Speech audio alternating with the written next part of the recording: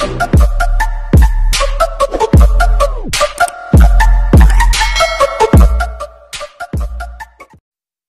mga Inday! So today nga pala mga Inday is ang part 2 ng ating journey natin as a seafarer to be. To be pa lang mga sister kasi hindi pa tayo seafarer. So for today ay pupunta tayo sa school kung saan tayo mag-enroll ng ating basic training para makapag-apply tayo ng ating seaman's book. So yes mga Inday, kailangan natin ng seaman's book syempre kasi magbabarko tayo. So ayan, ngayon guys ay pupunta tayo sa school kung saan ako mag-enroll ng basic training. Ayan, kaya maaga akong gumising ngayon mga Inday kasi gusto ko maaga rin ako makarating doon para hindi tayo masyadong ma-traffic.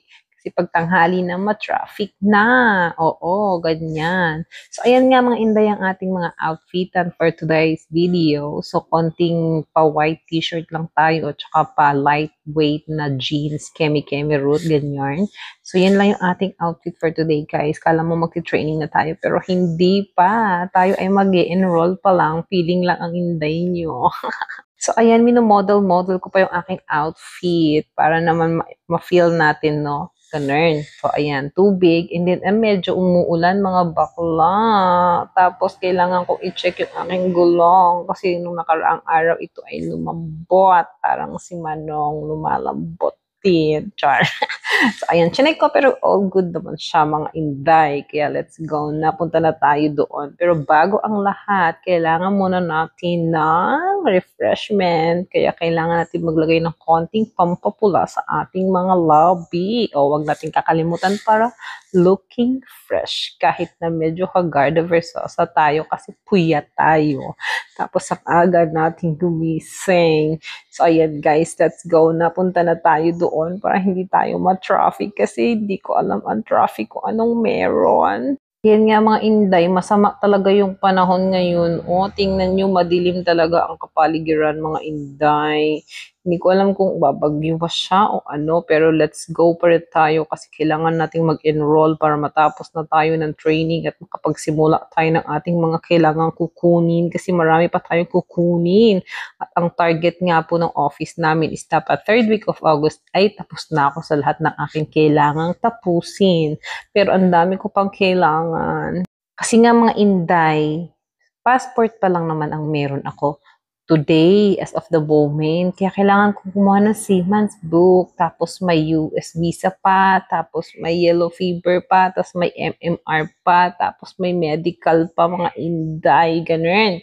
So, ayan nga mga Inday, nakarating na tayo sa ating paroroonan. Diyan natin pinarking sa side street lang. Takot pa ako dyan, baka maklamping, pero sabi naman ni Kuya, hindi daw, kaya let's go. So, ayan, nakarating na tayo dito sa Sims.